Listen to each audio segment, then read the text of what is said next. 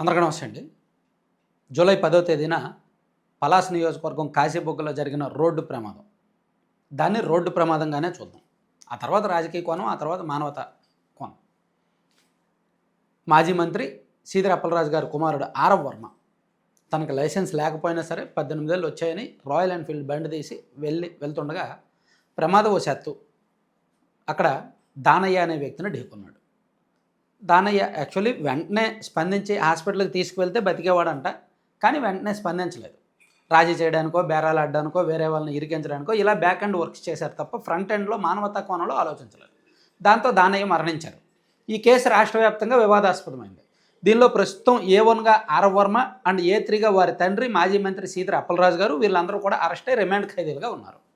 ఇది ఏ విధంగా రాజకీయ కోణం తిరిగిందో అందరికీ తెలుసు. సో ఆ కుటుంబాన్ని తాజాగా నిన్నగాక మొన్న మంత్రి కొలుసు పార్థసారథి గారు నేరుగా వెళ్ళి పార్థసారథి గారు అండ్ ఆ జిల్లా మంత్రి గారు అండ్ ఆ లోకల్ ఎమ్మెల్యే శిరీష గారు పక్కన ఇచ్చాపురం ఎమ్మెల్యే గారు వాళ్ళందరూ కూడా ఆ కుటుంబం దగ్గరకు వెళ్ళి ఆ దానయ్య కుటుంబ సభ్యులతో మాట్లాడి వాళ్ళకి పార్థసారథి గారు సొంతంగా ఒక 5 లక్షలు ఇచ్చారు నేరుగా. అండ్ ప్రభుత్వం తరపున కూడా ఒక 5 లక్షలు ఇస్తామన్నట్టు గుర్తు. మరి ఇచ్చారా లేదా ఐఎమ్ నాట్ ష్యూర్. సో మొత్తం 10 లక్షలు సాయం చేస్తాము, ఇందులో నా సొంత డబ్బులు 5 లక్షలని పార్థసారథి గారు చెప్పినట్టు నాకు గుర్తు. దానికి సంబంధించిన ఫోటోలు అవి కూడా సోషల్ మీడియాలో న్యూస్లో ఫోటోలు వచ్చాయి. వాళ్ళు సాధారణ పశువుల కాపరుల కుటుంబం, రెక్కాడితే కానీ డొక్కాడని కుటుంబం. ఇద్దరు చిన్న చిన్న పిల్లలు, పసివాళ్ళు ఉన్నారు ఇద్దరు కూడా. వాళ్ళ ఇల్లు కానీ వాళ్ళ వాకిలు కానీ వాళ్ళ మొత్తం కూడా నిరుపేద కుటుంబం అనమాట. సో అటువంటి వాళ్ళని ఆదుకోకుండా చేయాల్సిన రాజకీయం అంతా చేశారు. ఒకరి మీద ఒకరు బురద జల్లుకున్నారు, ఒకరి మీద ఒకరు పెంట జల్లుకున్నారు. జరగాల్సిందంతా జరిగింది. కానీ బాధిత కుటుంబాన్ని మాత్రం అలా వదిలేశారు.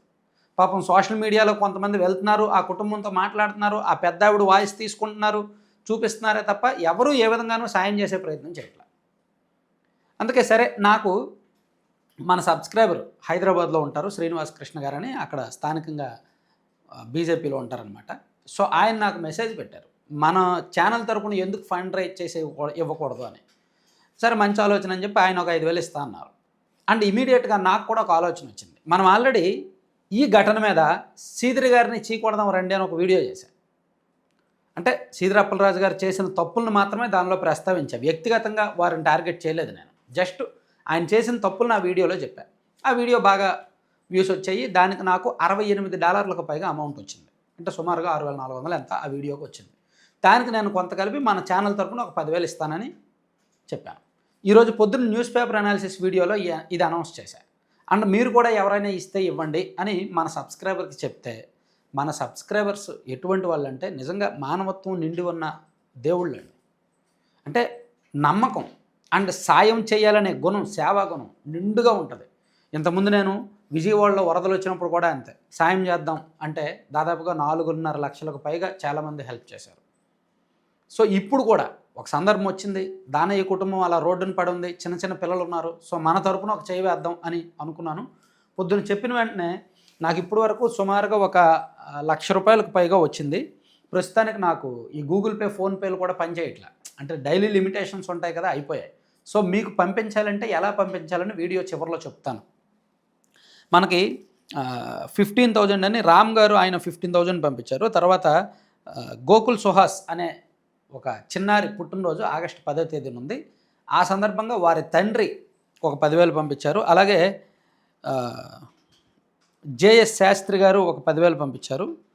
శోభనాద్రి శాస్త్రి గారు ఒక 10,000 పంపించారు. అలాగే మేడుకొండ బాలా గారు, విఎస్ భార్గవరామ్ గారు ఎన్ఆర్ఐ, అలాగే గోగినేని శ్రీనివాస్ గారు ఎన్ఆర్ఐ, అలాగే కల్లూరి బసవేశ్వరరావు గారు, అలాగే వేముల సత్యనారాయణ గారు, అలాగే సిహెచ్ కోటేశ్వరరావు గారు ఉంగుటూరు, వీళ్ళందరూ కూడా తలా 5,000 చొప్పున పంపించారు. అలాగే కువైట్లో మన సబ్స్క్రైబర్ నరసింహరావు గారు ఉంటారు, ఆయన ఒక 6,000 పంపించారు. వీరు కాకుండా అవినాష్ గారు ఒక 2,500, కంచర్ల పవన్ గారు ఒక 2,500, అండ్ రాఘవేంద్ర గారు 3,000, అండ్ శివకుమార్ గారు ఒక 3,000 పంపించారు. ఇలా కర్ణాటక నుంచి మన సబ్స్క్రైబర్ ఎస్ఎన్ మూర్తి గారు ఒక 2,000, ఆర్కే గారు 2,000, అలాగే గోండా కిరణ్ ఒక 2,000, ఇలా చాలామంది పంపించారు. 1000s, 500s, 200s చాలామంది వాళ్ళకు తోచినట్టు ఇస్తున్నారనమాట. సో దాదాపుగా ఇప్పుడు వరకు మన అమౌంట్తో కలుపుకుంటే ₹1,00,000 పైగానే అయింది.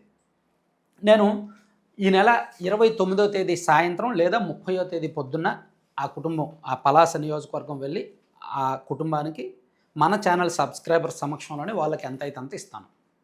సో మీరు ఇవ్వాలి అనుకుంటే వీళ్ళకి మన తరపున ఇంకా ఇద్దాము అనుకుంటే, మీరు కూడా తలో చేయి వేద్దాము అనుకుంటే 7569843473 అనే నెంబర్ ఒకసారి పైన చూడండి. ఆ నెంబర్కి వాట్సాప్లో మెసేజ్ చేయండి. మీకు పంపించే మార్గం అంటే అకౌంట్ నెంబర్ పెట్టడం కానీ, స్కానర్ పెట్టడం కానీ, ఫోన్పే నెంబర్ పెట్టడం కానీ ఏదో ఒకటి చేడతా. అంటే ఓపెన్గా ఫోన్పే నెంబర్ ఇవ్వడం కూడా కొంచెం ఇబ్బందికరంగా ఉంది. అంటే బ్లాక్ అయిపోతుంది ఇమీడియట్గా. అలాగే ఓపెన్గా అకౌంట్ నెంబర్ ఇవ్వడం కూడా కరెక్ట్ కాదు. సో అందుకని లేదా అకౌంట్ నెంబర్ ఇస్తాను, వీలైతే అకౌంట్ ట్రాన్స్ఫర్ చేయగలిగితే మీకు కింద కనిపిస్తున్న అకౌంట్కి ట్రాన్స్ఫర్ చేయండి. సో దాని నుంచి మనం వాళ్ళకి ఇవ్వచ్చు. లేదా ఆ నెంబర్కి నాకు వాట్సాప్లో కాంటాక్ట్ చేయండి. మన టీం ఎవరైనా రెస్పాండ్ అయ్యి ఎలా పే చేయాలనేది చెప్తారు. Thank you. ఇక్కడ ఇంకో ఇంపార్టెంట్ అనౌన్స్మెంట్ ఉంది. ఉత్తరాంధ్రకు చెందిన సబ్స్క్రైబర్స్, మన ఛానల్ సబ్స్క్రైబర్స్ ఎవరైనా సరే, ఉత్తరాంధ్ర 3 జిల్లాల వాళ్ళు కావచ్చు, ఎక్కడ వాళ్ళు కావచ్చు, ఈ నెల 29వ తేదీన మా స్వగ్రామం బుడితి, శ్రీకాకుళం జిల్లా నరసనపేట నియోజకవర్గం సారవకోట మండలంలో బుడితి, అది శ్రీముఖలింగంకి ఒక 5 కిలోమీటర్ల దూరంలో మా ఊరు ఉంటుందన్నమాట. సో కంచు ఇత్తడికి ఫేమస్, మంచి ఫేమస్. ఆ గ్రామంలోనే నేను పుట్టి పెరిగి చదువుకున్నాను. సో ఆ గ్రామం నుంచి వచ్చి ఇప్పుడు ఇలా ఉన్నానన్నమాట. సో మా గ్రామ పెద్దలు, గ్రామస్తులందరూ కలిపి నాకు ఈ నెల 29వ తేదీన అక్కడ సత్కారం చేద్దామని ఆహ్వానించారు. అది ఎప్పటి నుంచో ఉన్న ప్రపోజల్ అలా వాయిదా వేసుకుంటూ వస్తున్నాం అనమాట. సో చివరికి 29వ తేదీన జరగబోతోంది.